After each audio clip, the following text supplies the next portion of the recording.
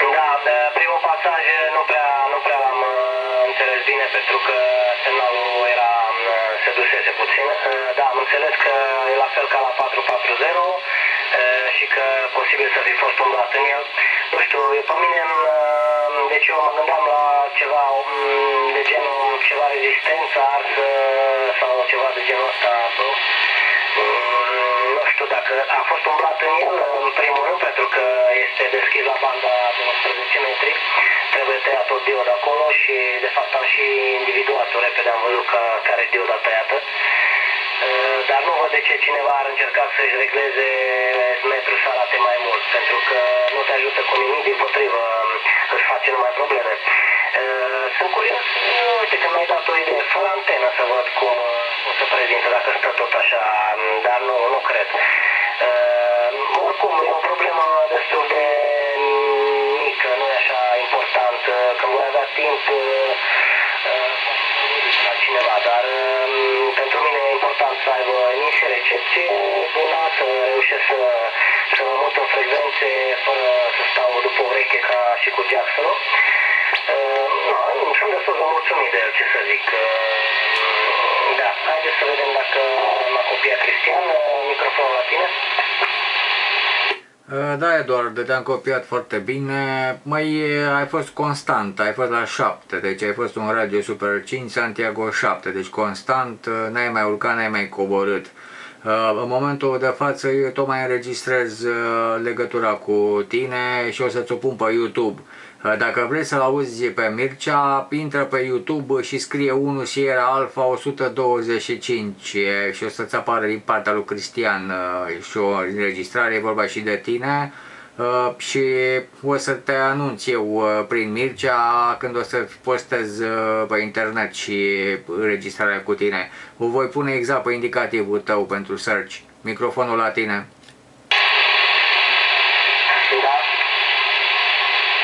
Da, mulțumesc, Cristian. O să caut neapărat. Sunt curios să văd și eu cum se aude chemul ăsta.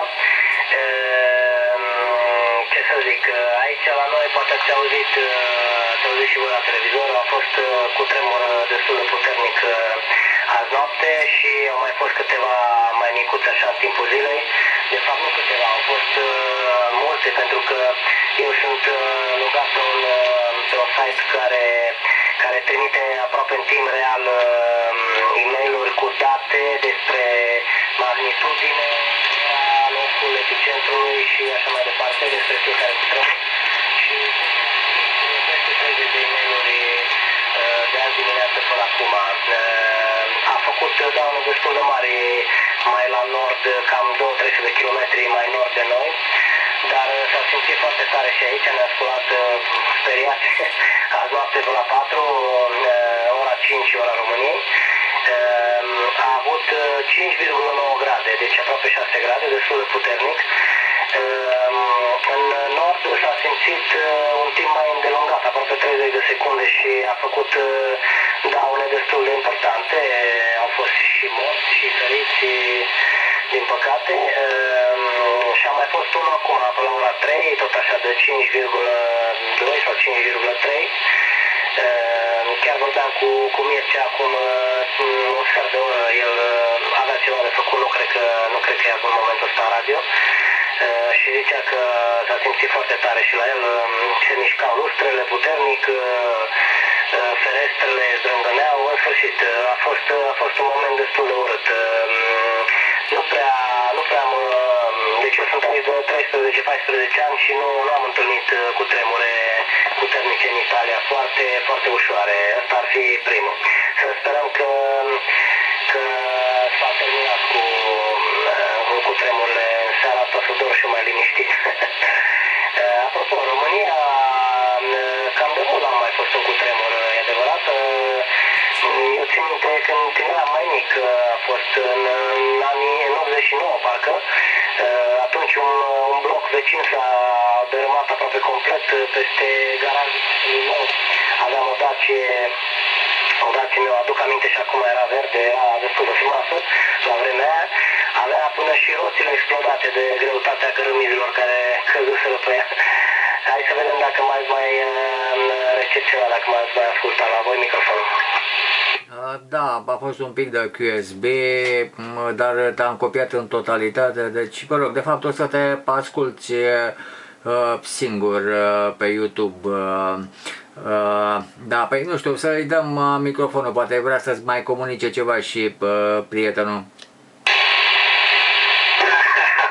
Da, apropo de cutremure pentru Eduard, pe ultima a fost acum un sfert de oră, deci ultima mișcare a fost acum un sfert de oră tot la voi, de 3,9 grade, deci n-a fost unul mare, dar a fost de curând, deci un sfert de oră, a fost la și 11 minute și acum sunt și 28 de minute. Asta e situația cu cutremurile. Într-adevăr, la noi n-a mai fost unul mare din 90. În 90, când au fost două, și a mai fost unul acum câțiva ani, da, nu mai știu, câțiva ani, nu știu, 6, 7, 8 ani, ceva de genul ăsta, noaptea, destul de zdravă, dar fără urmări serioase și fără victime. În rest, așa, e o perioadă mai liniștită, dar să vedem cât o să țină. 1 Sierra Alpha 747 233 Golf X-Ray Charlie 001. Da, să sperăm că dacă sunt așa mai mici, încet se eliberează energia și ne lasă în pace.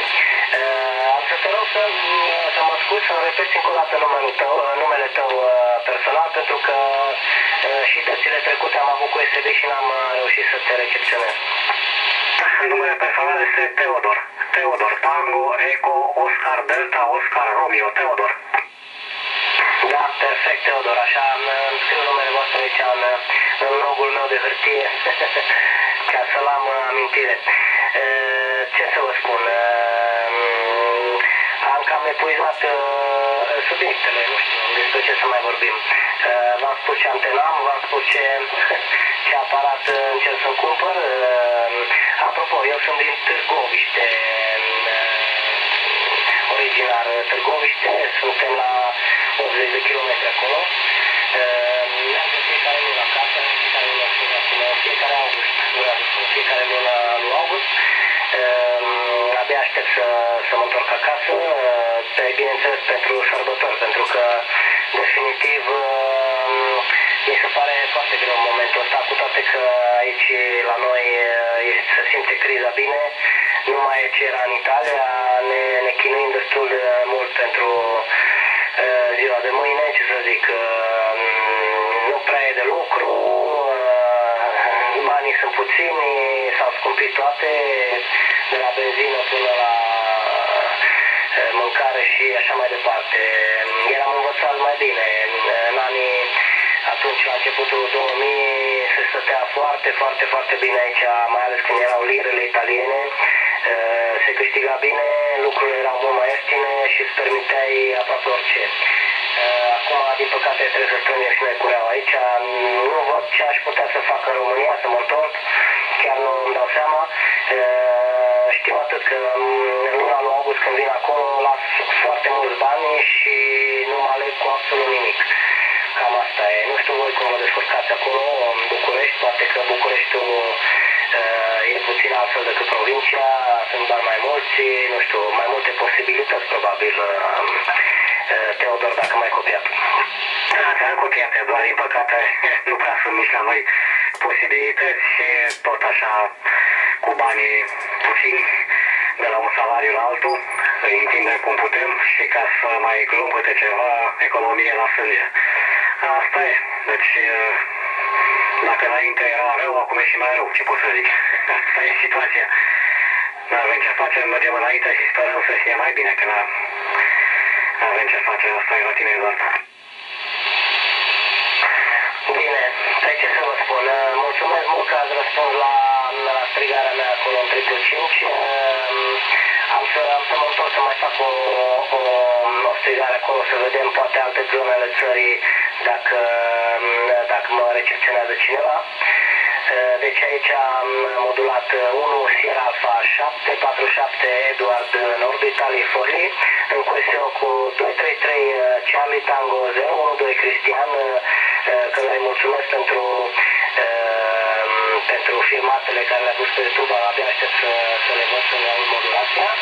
și cu 233 Golf X-Ray Charlie 001 Teodor, amândoi, m-am dat pe italiană, amândoi din București. Mulțumesc mult, băieți, sper să ne auzim curând aici în frecvență. 73-51 vouă și familiilor voastre, o săptămână și noapte bună, bineînțeles, și la reauzire. Salut! Da, sunt Cristian 233 Charlie Tango 012 1 Sierra Alpha 747 Edward, vin QSB, e foarte ciudat, de la 9 cobor la 3 și uite așa. Ideea este că te-am copiat foarte bine, mi-a făcut plăcere să stau de vorbă cu tine, nu te speria că situația în țara aici nu este așa gravă, spre exemplu eu mă descurc ok, chiar sunt mulțumit, mă rog, acum depinde ce face și fiecare. Deci încă o dată 73, seară plăcută și să urmărești pe YouTube, să te cauți, se spune exact pe indicativul de 1 și era Alpha 747.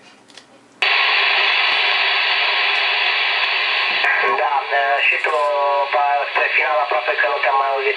Spuneți-mi ceva înainte de să ne luăm rămas bun.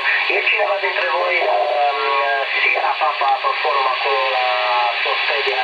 Deci 233 Sierra Papa. Eu am pe Softpedia, am ID, dar nu pentru partea de radio, deci am postat cu altceva. Dar vezi că fii atent că te-ai auzit rău pe final, s-a întâmplat un ceva, o să te auzi tu, deci e ceva în neregulă.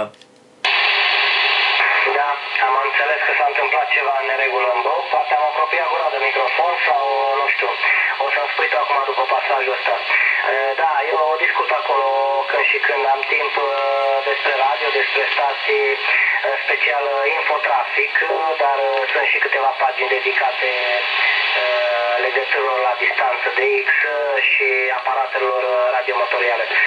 Să spuneți, vă rog, dacă s-a schimbat ceva acum? Da, o singură dată a făcut, dar nu pe nivel mic, deci erai pe la 7 și am sesizat-o. Nu dau seama ce sunet e, de la ce să trage, dar o să te ascult singură și o să analizezi. Da, mulțumesc, nu știu, foarte puțină, pentru că îmi fluctuează mult aici becurile pe display. Probabil că și asta poate să fie cauza, nu știu, sau poate am apropiat gura prea mult de microfon. Sunt obișnuit cu Jackson-ul că trebuia să țip până mă dureau plămânii cu microfonul lui original. Ok, bine, Cristian, mulțumesc mult. O să caut imediat pe YouTube, sper că să-i pui în seara asta filmatul, da? Încă o dată, numai bine, Doamne ajută și toate cele bune de aici din Italia. La revedere, ceau, ceau. Da, o seară plăcută, să cauți și unul Sierra Alpha 125, că o să-l auzi și pe Mircea. Bine, o seară plăcută încă o dată, terminat. Seară bună, Eduard. Da, neapărat o să caut, mulțumesc. Salut, Cristian, salut, Teodor. Da, și să știi că fenomenul care se auzea era de la lipsa de tensiune, deci e așa o...